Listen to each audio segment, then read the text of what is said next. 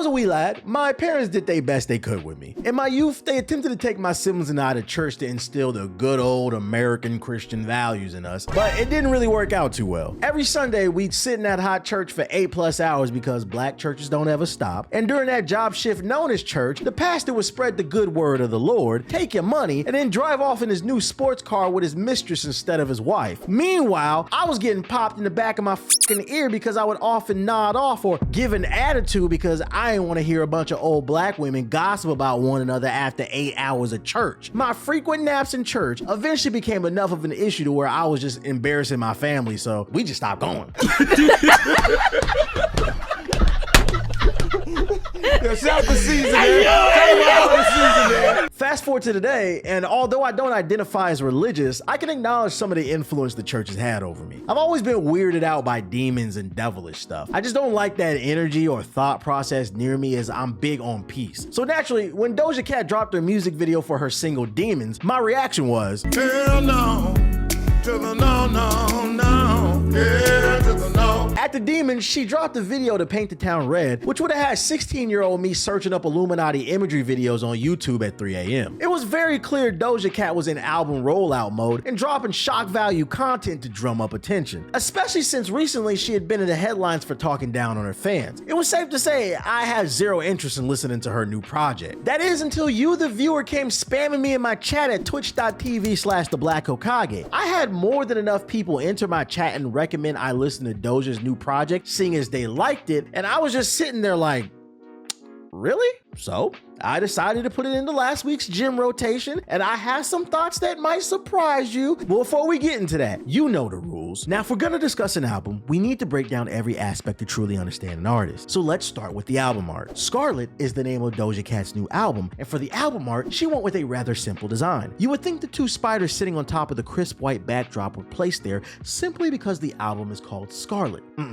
Ladies and gentlemen, I'm here to tell you you're wrong. You have to dig deeper. See, the two spiders in the middle are a metaphor for Peter Parker and Miles Morales. That's right, folks. This album cover is a cryptic message to her fans to let them know that Doja Cat has in fact pre-ordered Insomniac's Spider-Man 2 for the PS5, and she looks forward to her battle with Venom and Kraven the Hunter. As for the white backdrop, that was used because often white is associated with purity. This is why wedding dresses are white, despite a lot of y'all being hoes. See, the white background is a whistle to let her fans know she will not be pirating a copy of Marvel Spider-Man 2. She will be purchasing a clean, pure, legal copy of Spider-Man 2. Now, last but not least, the album title being Scarlet is also a cryptic message. See, she's low-key telling her fans her favorite Spider-Man is Ben Reilly, aka the Scarlet Spider-Man, and she's hoping he gets a skin in Spider-Man 2.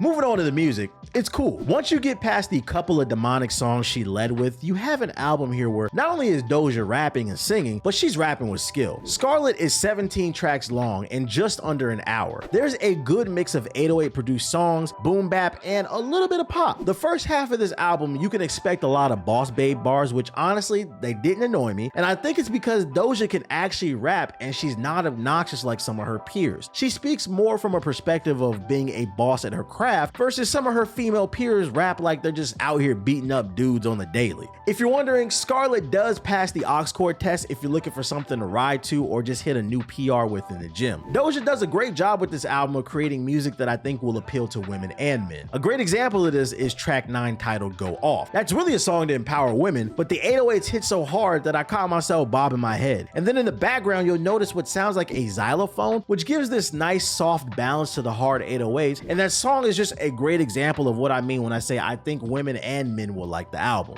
The second half of the album is stronger than the first half in my opinion, and it starts with track 10, Agora Hills. It samples Troop's classic 1991 record, All I Do Is Think of You Day and Night. And if you're not, sorry about the singing, but if you're not familiar with that song, you might have heard the remake of it from the early 2000s that was done by B5. Tough record by Doja and what she did with it. This is one of the best songs on the album. One of the discussions I'm seeing happen happening on Twitter is people are getting tired of these newer artists doing these lazy samples, and I tend to agree. If you're gonna do a sample, flip it and make it your own. Otherwise, you're just using it as a crutch. On Agora Hills, Doja definitely makes this record her own. The beginning almost sounds like a Prince song, and if you know me, I love some Prince. The lyrics in Agora Hill, as well as some other songs in the second half of the album, were interesting, dare I say refreshing. It's a lot of her talking about her appreciation for her man. In this day and age where it's cool to spit on men for clout, I was taken aback to hear some level of appreciation. That's another reason I mentioned earlier that men and women will like this album. Now, the following track, Can't Wait, is also tough. She samples the Honey Dippers' 1972 record Impeach the President, and this one is one of those records where I could tell there was a sample, but I had to do some research because I couldn't tell exactly what it was. Once again, it's because it's a crazy flip. The production is just top notch on this album. If I could make one nitpick on the album, I think she might have strayed a little too far from her bread and butter. This album lacks a pop song with catchy mass appeal that'll give her crazy record sales. There's nothing here like Say So, Kiss Me More, or Tia and Tamira if you want a rap song. These pop songs are the type of things that you would hear in H&M, which is also where you would hear her music, and even songs like Tia and Tamira were catchy even if it was rap. Scarlet is more of a trap